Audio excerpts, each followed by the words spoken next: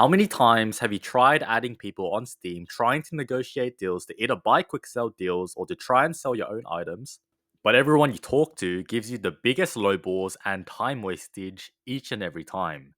Personally, I don't have much time to trade nowadays, but I would say at least 75% of the friend requests I receive right up to today in 2025, I receive an unfavorable offer for me to capitalize on, and ultimately it wastes my time. Same thing goes for when I used to approach people first. Responding to one person doesn't sound like a big time sink, but when you're in Australia and it takes hours for each person to respond, or even a few minutes whilst you're both online, it can waste a lot of time, trust me. And in the end, I didn't get a trade, I didn't make any profit. What was the point?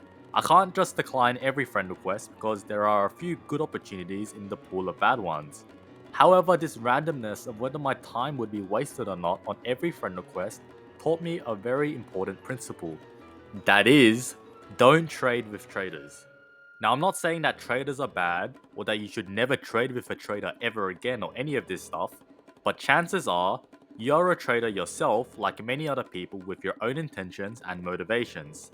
However, when two traders alike meet together, there's no dynamic relationship between both parties benefiting if both parties want to solely make profit. So that's why I stopped approaching people first when selling my items, and I'm very blunt in what I can offer. In doing this, I save so much more time every week, and I don't need to have that mental drain of going back and forth with someone to end up not doing a trade at all. So here are my 5 most important things you need to know about trading with traders to save yourself the stress of wasting time. Number 1, research. First off, before you even begin getting into the conversation with another Steam user, you must research their backpack, which can likely tell you their intentions from the get-go. Aside from them potentially being a scammer, see for yourself what is their inventory value and are their items for sale. The reason why inventory value is important is because you can kind of dictate how seriously this person will take you based on what they've already compiled into their backpack. The types of items they own is important as well, because if they have common play items such as expensive strangers, kill streaks, and signature unusual hats for the classes they main, that's some positive reinforcement that they likely take interest in the items you have for sale.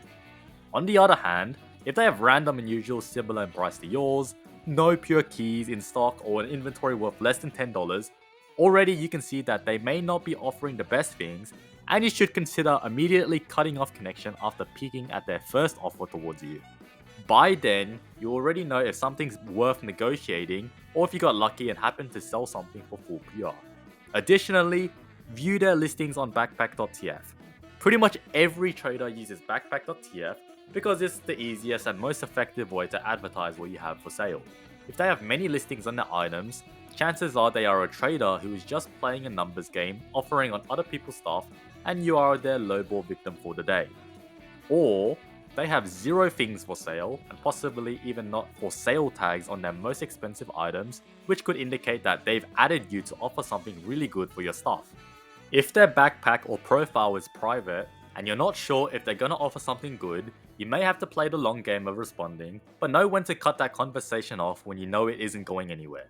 So the bottom line here is, research the other person's backpack before you potentially trade with them to see what are their intentions, and peek at their first offer before moving on to something more important or getting in that successful trade.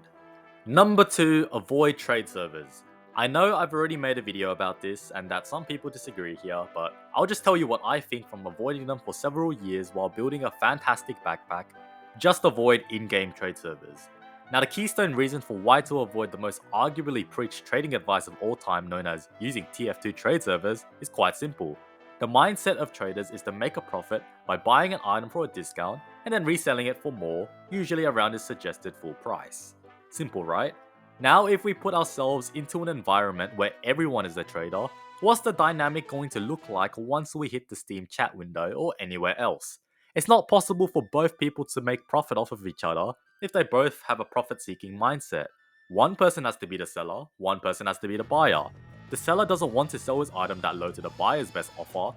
The buyer doesn't want to buy the item off of the seller's best offer. And now we're in a dead-end maze.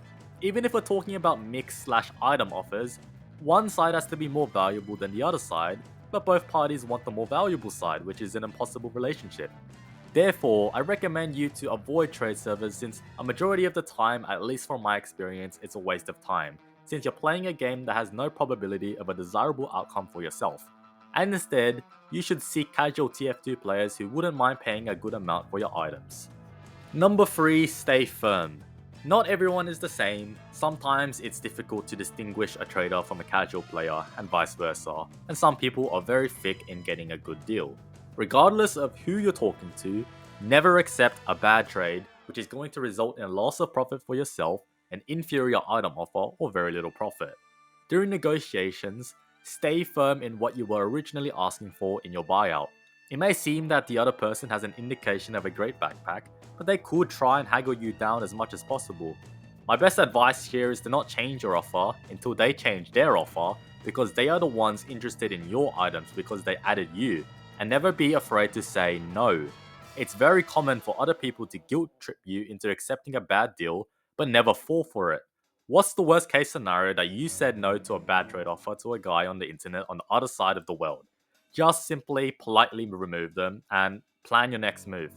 Ultimately, regardless of who you're talking to, keep the offer in your favor and never be afraid to decline a bad trade offer. Number 4, patience. It's very cliche advice, but I think it's important to remind you and really dig deep into how important patience is in your trading. The definition of patience is to resist negative emotions arising from forceful wait. In this case, yeah, it sucks when you hold on to an unusual hat for months without much going on, but your patience is being tested by how well you feel and how that impacts your next action. You know eventually it will sell or get an offer you can capitalize on, but it simply takes time. And again, I have to reiterate, don't be afraid to say no to bad deals and try your best to resist being frustrated that trading is slow, and know that making bad decisions just to see movement going on just results into a downward spiral where you make frequent bad trades and lose a lot of profit.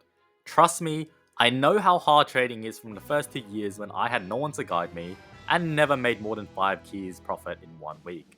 But once I learned the skill of patience and mitigated my trading interactions with other traders, the results continuously flowed in. Good things come to those who are able to avoid bad trading opportunities just for the sake of seeing action happen.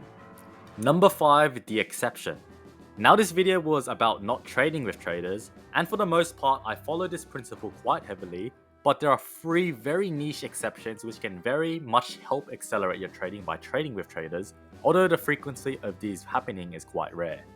So first off, if you're a cash trader, it's very well worth trading with other traders to buy or sell keys, since the margins are very negligible and the speed at which you can do this rather than finding a slightly more profitable exchange will help you get onto the next profitable trade faster and help you make more profit. Secondly, from time to time, you will likely see big traders cashing out their backpack for whatever reason, so it can be worth offering on their discounted items to see if you can snag a quick sell. And lastly, big traders who have a lot of keys are likely to accept deals you give them, as they are able to wait a long time for more profit. For example, if I was a small trader who just bought a Blizzardy Storm Your Worst Nightmare for 34 keys, and I know that it has sold recently twice for $79.99 on marketplace.tf, I would contact a big trader to see if they're willing to buy off me for 36 keys. In doing this, I make 2 keys profit extremely fast, and the big trader doesn't mind enduring possibly a few months to a year to make anywhere from 5 to 10 keys profit, so we both win.